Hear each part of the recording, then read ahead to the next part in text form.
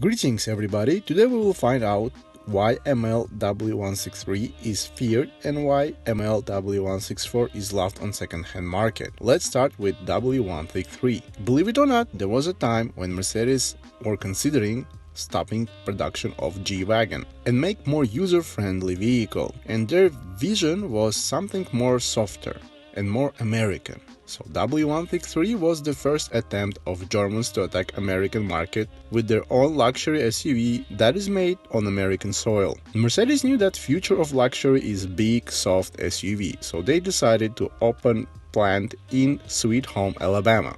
W163 almost was made on Mitsubishi platform, but thank God it didn't work out and didn't happen. Mercedes ML production videos states that design was made from different pieces of different models. What came out was not very appealing but not very ugly, so it was bearable. Interior was also okay, like for American luxury car. It was more American than European. Many complained about rattling noise from the dashboard in a brand new Mercedes. Quality that Mercedes used to offer to the customers in the United States was not found in the new ML. Mercedes did everything themselves without any other company consulting them or helping them or using other companies' platform. Testing was in the desert, in the mountains, and in some light off-road situations. Brakes were destroyed for scientific purposes. Safety was a very big priority, so they tried to make the safety levels the same as their E-Class sedan. So the formation of the body during the crash was very crucial, but the interior capsule stayed the same, so all the passengers were safe no matter what hit them. Many different engines were available. 2.3 4-cylinder engine that I do not recommend because it feels like a three-legged donkey towing a huge ship. It developed 148 brake horsepower and had about 220 Nm of torque. 0 to 100 happened in 12.8 seconds. And nothing good came out of this engine.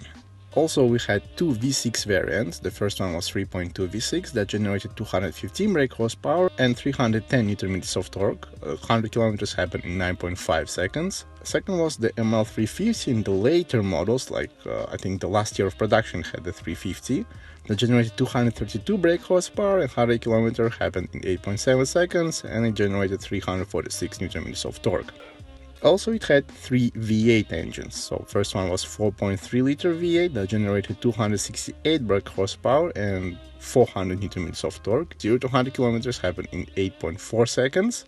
And 5 liter V8 that generated 288 brake horsepower and 440 Nm of torque. 100 km happened in 7.7 seconds. And at last we have the 5.5 liter V8 that generated 342 brake horsepower and 510 Nm of torque. 0 to 100 happened under 7 seconds. When ML came out, the problems was that it had huge panel gaps in the interior and outside of the car. And again, everything felt not so Mercedes. So in 2000, Mercedes spent $200 million on new facelift for their ML. And some people say that not much was changed, and they're absolutely wrong. 1100 parts were changed. No more American feel, better materials were used, and car felt at last as a true German SUV. When you were driving facelift ML, you felt like you were driving a luxurious European car. No more problems with the electronics, and no more huge panel gaps in the interior or outside the interior, and of course, no more rattling noises. Also, facelift ML was so good that it became new Popmobile. And facelift version had new matte diesel V8, 4 liter, that developed 250 brake horsepower and 430 Nm of torque. 0 to 100 happened in 8.1 seconds. Pulling force of that engine was more powerful than punches from angry wife catching her husband cheating on her with very beautiful girl. I love facelift version of ML, especially the V8s. I drove ML 500, the facelift version, and it was amazing. I loved every second of it, and it had 400,000 kilometers. You wanna watch the full video? Link is below. And in my experience, it was the softest body on frame that I have ever experienced. It was soft on the road and off-road. Off-road abilities were not very magnificent, but it could do some decent off-roading. Also, it had special off-road ABS system that will not let you turn all over the car and enjoy some country roads. And the main look of the car was just wonderful. Now let's talk about W164. Mercedes spent another $600 million on improving factory in Alabama, so now there were no problems at all and everything worked very clean. W164 was instant hit and everybody wanted it. Car handled much better. It was very difficult to flip the car over. All the corners were very sharp, directed. All-wheel drive system would get you out of any troubles on any terrain and at any speed. But all that wonderful handling was at a huge cost. ML wasn't soft anymore. It was very hard. But again, car was very safe and no more body on frame. The car structure was just like any other SUV from the Germans. Design was okay. If you close your eyes and think to yourself of Mercedes SUV, first will come to your mind is G-Wagon. But if you think about family-friendly Mercedes SUV, first will come to you is the Mercedes ML. And I like the fact that facelift and pre-facelift versions are almost exactly the same and there's not much difference between them. Both of them look nice and pleasant to my eyes. Interior had worse materials than in W163, but general design was very interesting and very pleasant and user-friendly. Also, I found it very futuristic. It had more space for the back passengers and more luxurious features like a DVD screen, you can have like wonderful audio system and many other gadgets that you can buy. But the smell and the quality of the materials were not the same and that was very disappointing. The unique thing about W164 is the look of the car. It looked the same in any trim. In any trim it was desirable. It was the first SUV in the world that had 7-speed transmission and it was nice, if they changed the oil on time, it wasn't jerky, it was good reliable transmission. The new ML had 5 petrol engines and 6 diesel engines. First one was the 3.5 liter that generated 272 brake horsepower and 350 Nm of torque. 0 to 100 km happened in 8.4 seconds. And actually this engine was very nice and it sang, it was very responsive, didn't do any stupid thing, no lagging, just put your throttle in the sport and that's it, the car flew away. Then we had ML 450 hybrid that I do not recommend buying because repairing it will cost you another ML. It had 350 brake horsepower and about 570 Nm of torque. 100 km happened in 7.8 seconds and I still do not recommend it. Then we had magnificent 5-liter V8. It generated 306 brake horsepower, it never broke down, also 406 Nm of torque and 100 km in this huge car happened in 6.9 seconds. Then we had ML 550, that was another wonderful engine that generated almost 400 brake horsepower and 530 Nm of torque. And 100 km happened in 5.5 seconds. That's one of my favorite engines. And also we had the ML63 AMG that generated 510 brake horsepower and 630 Nm of torque. And also many problems with the head bolt and the cooling leakage and other stuff, but anyway it was magnificent engine and I actually drove that car in Dubai and it felt weird. V8 had more common sense when you drove it, but 6.3 felt mad and unpleasant and I really didn't like it. Like, I don't know why I didn't like it, but I remember the experience like it was yesterday and it wasn't nice. I don't know why, this is the first car with that engine that I didn't enjoy. That was very strange. Until today, I have no idea why. We had 3 V6 diesel engines that were torquey and nice, and really I don't think that you would like the diesel engine, but my favorite diesel engine was the ML450 CDI 4MATIC that generated 310 brake horsepower and 560 Nm of torque. 0 to 100 km happened in 6.8 seconds, but again I would buy the V8. Now let's talk about the best ML that you can actually buy and enjoy. Speaking of W163, avoid pre-facelift version and buy the facelift version because they're just much better.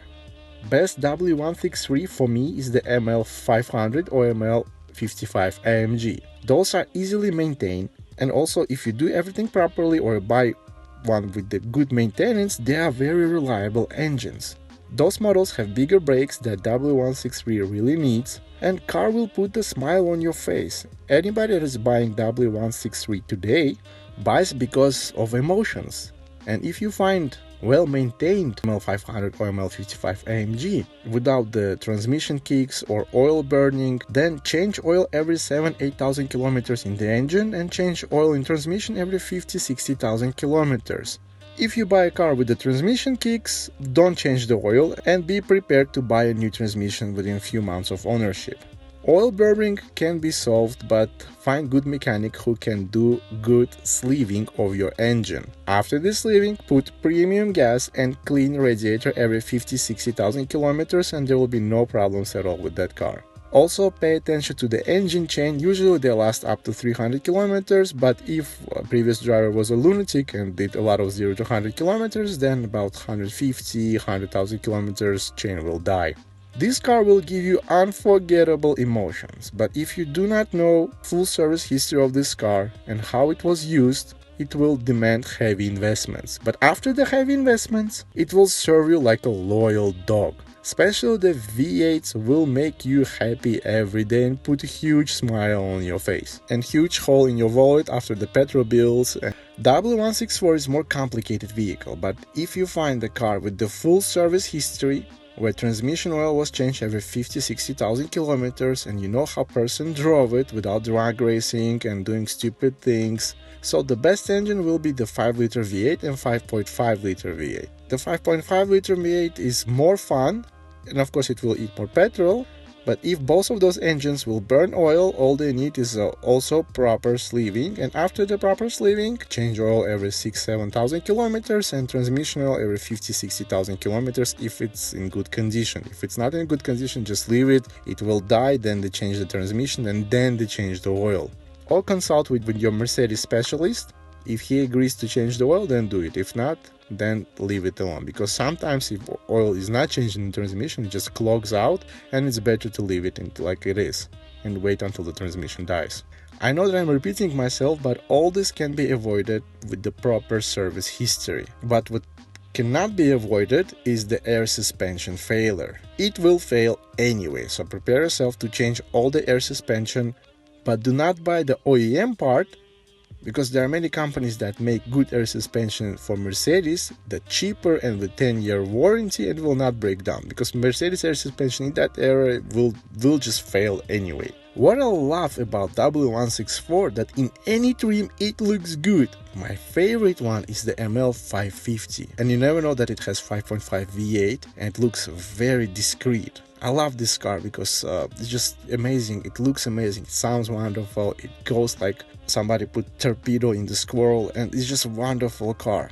I saw it many times in my country because the President Security had this like a company car and they would drive every day everywhere and it just looked amazing. For me, the choice between W163 and W64 is obvious. I would choose 2002-2003 ML500 W163 with good history, and keep another $5,000 and keep $5,000 in cash in my house just for the rainy day. I know those cars are very reliable, but you never know what will happen in few months when you just bought it and there will be something that you need to spend money on it. Do not care that my petrol bills will be higher than 3 months escort services in Vegas, because this car will keep me happy and give me huge smile, and that's really what the life about.